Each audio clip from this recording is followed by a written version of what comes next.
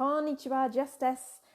Today I am here to answer a question that I've received, which is, what are the benefits of a Japanese language community? What's the point? Why have one?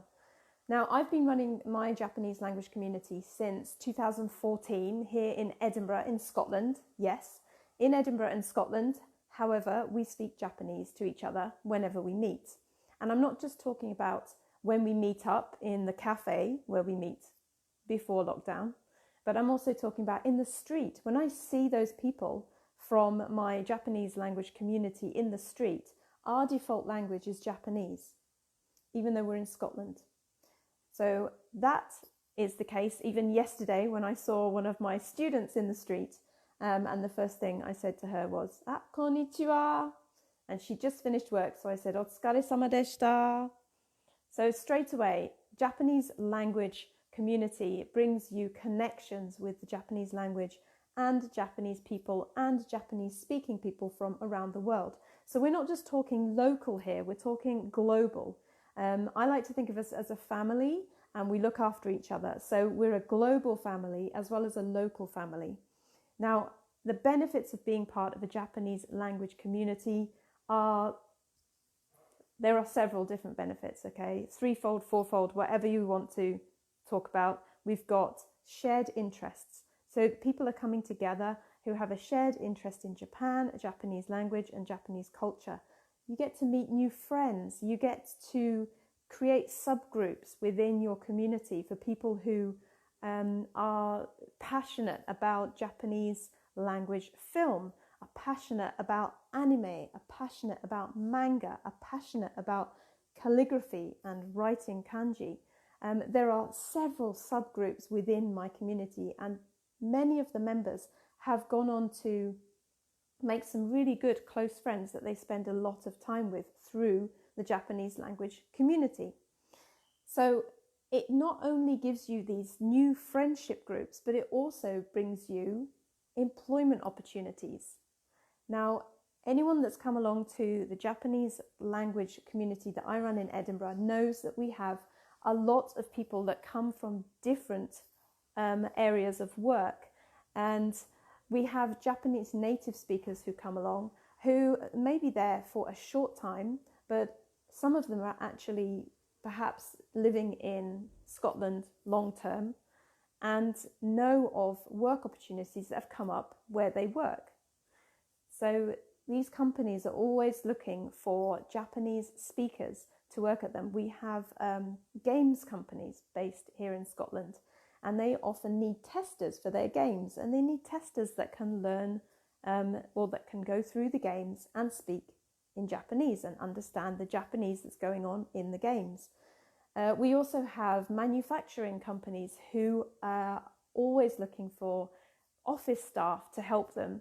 And because these manufacturing companies will be sending Japanese workers from their companies in Japan to their sub-companies within the UK, they're going to need office workers that are familiar with Japanese language and culture so that their workers can settle in more easily into the company.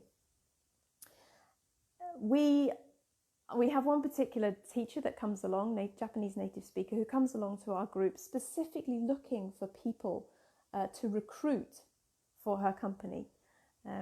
So honestly, the employment opportunities are far-reaching.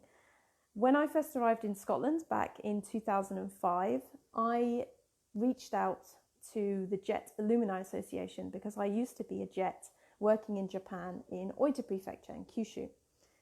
Now, coming back from Japan, I didn't have a job. I didn't know what I was going to do, apart from I knew that I wanted to play taiko drums. Now, I was going to every single Japanese language event, Japanese cultural event that I could find in the calendar. I went to all the websites, Eventbrite, meetup.com, Facebook events. I went onto the website for the Consulate General of Japan. I signed up for the Japan Society of Scotland, the Japan Society of the UK, just to be sent emails about their events that were happening in my local area, so that I could then go out to these events and mingle with people that could potentially be Japanese speaking partners. Once I had done that for a few times, I started to get recognized at events. The organizers of events from the consulate, the Japanese consulate in Edinburgh, recognized me and invited me to more events because they saw that I was a keen promoter of Japanese language and culture. A few years after that, so that was 2005. It was in 2013 that I was emailed about a job that had come up available at the Consulate General of Japan. I was emailed directly to be asked if I would like to apply for that job, and I did get that job. So you can see, if you have this Japanese language community and people get to know who you are and they get to know that your abilities, your skills, they will then approach you for jobs relating to Japanese language and culture. There's not only finding jobs within your own country, your own community, there's also finding jobs in Japan. So we have an online group as well. And within that online group, there are teachers joining us from Japan and other people who live in Japan who join us to speak Japanese online. Yes, some of them do join us to speak Japanese online because they are English teachers and they spend all day teaching English and actually don't get the opportunities to have those conversations in Japanese. So therefore they join our conversation club online to get that Japanese language practice from the comfort of their own home when they've got the energy at the end of the day. And they then also know about job opportunities that they have in their company, maybe their English teaching company, or perhaps they have a friend who works for a Japanese company that's looking for a certain type of person. And during our online conversation clubs, conversation sessions, they let our participants know about these job opportunities that are in Japan. So that's another benefit from being a part of an online or in-person Japanese language and culture community. So that's employment covered. That's making friendships covered. What about language practice? Well, the language practice is a given.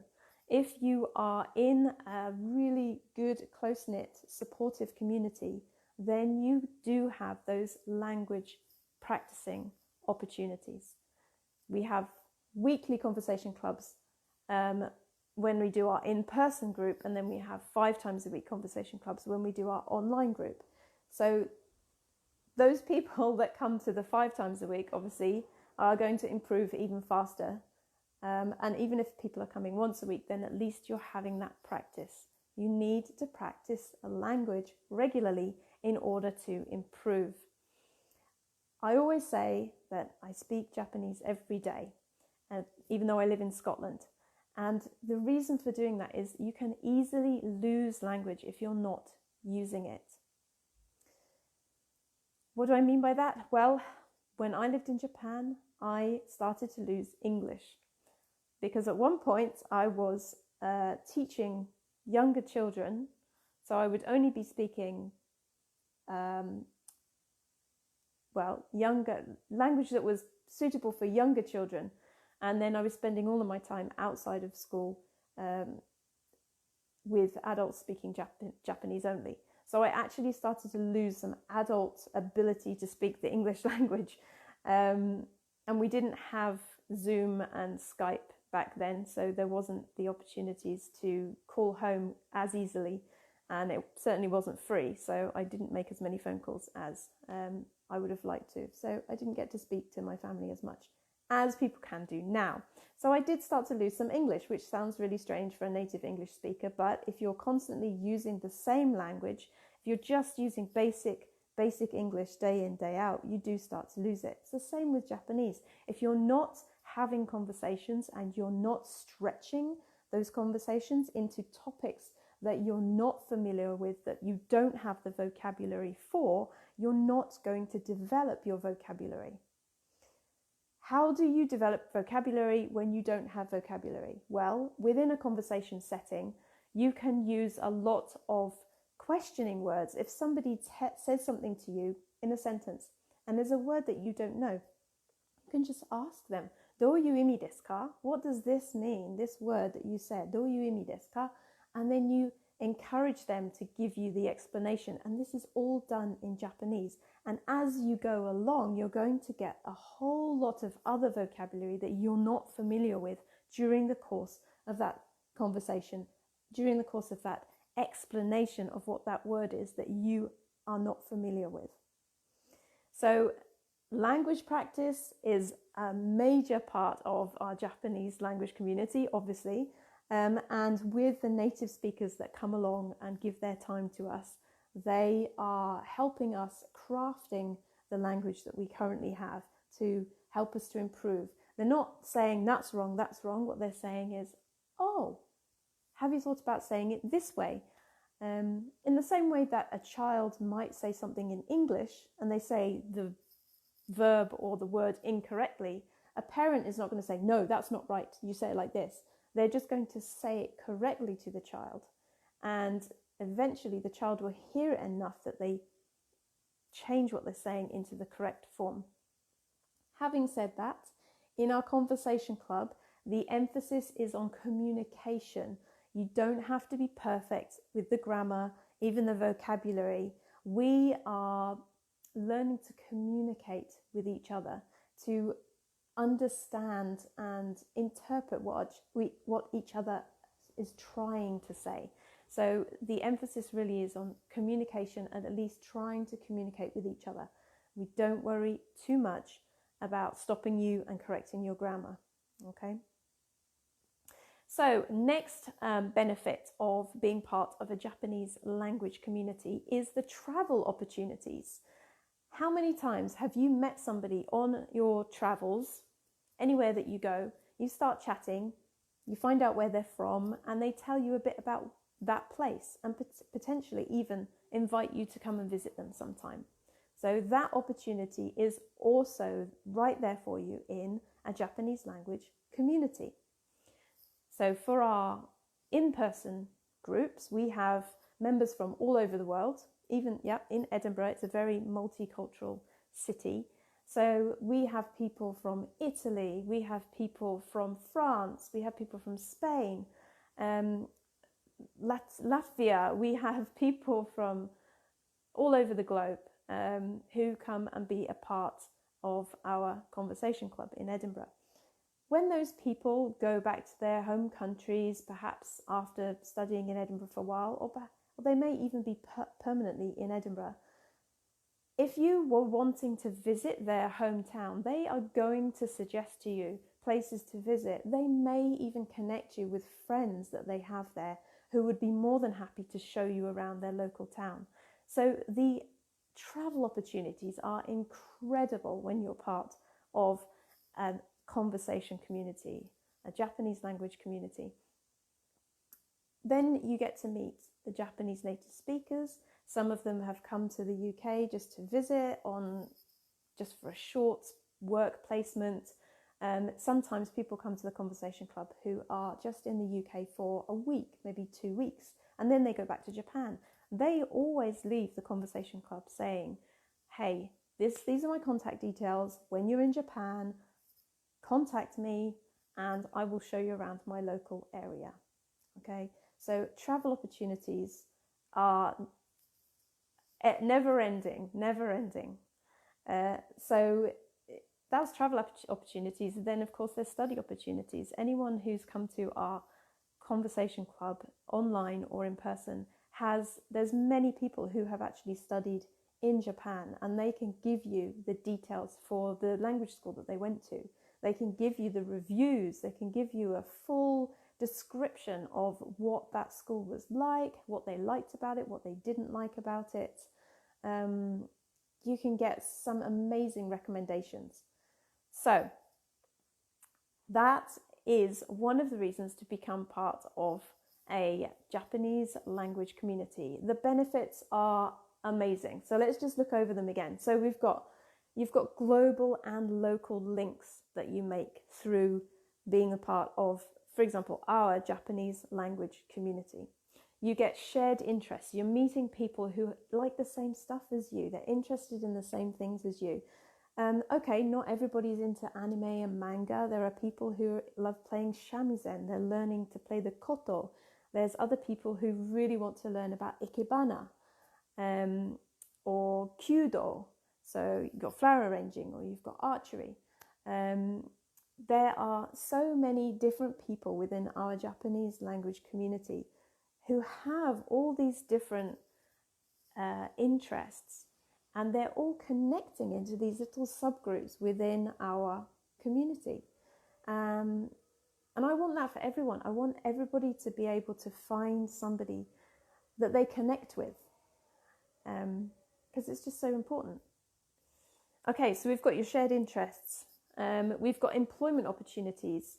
You come to our conversation clubs, you're going to meet people from all over the world, people who know of jobs in Japan, if you're wanting to work in Japan, people who know of jobs in the UK, if you're wanting to work in the UK in a Japan-related area. Even if it's not a Japan-related area, they may know of job opportunities, and your Japanese language skills may go towards you getting a job within that industry. Then we've got language practice, which is of course a given as it's a Japanese language community. You get to chat in Japanese with native speakers, with other learners, and just a whole range of different people with different abilities and different accents. Now, don't forget that when you're learning a foreign language, most people take a bit of their accent into that foreign language with them, and by speaking to other people with that different base accent in Japanese, you're actually tuning your ear to be able to recognize the Japanese language in all kinds of forms. So when you go to Japan, you might meet somebody in a very rural area, and they have a very thick Japanese accent, and because you've listened to lots of different people say Japanese words in lots of different ways, you actually may have trained your ear to be able to tune in or to understand what it is that they've said from the context of what they've said to you. So learning Japanese in a community is vital. And finally, your travel opportunities. So don't forget that as soon as you meet somebody from Japan, or who has been to Japan, or who is planning to go to Japan, that person is from somewhere as well. And if you really connect with them and you become friends, there's the opportunity to travel to wherever they're from, or to travel with them to Japan if you haven't got a travel buddy. So that's another benefit right there. There's quite a few people in our community actually who had never been to Japan, and they went to Japan together for the first time so that they could have a travel buddy to experience, and they met through the Japanese language community that we run from here in Edinburgh, but also now online. So those are the benefits to being involved in a Japanese language community. So thank you very much for that question, the person that sent that in.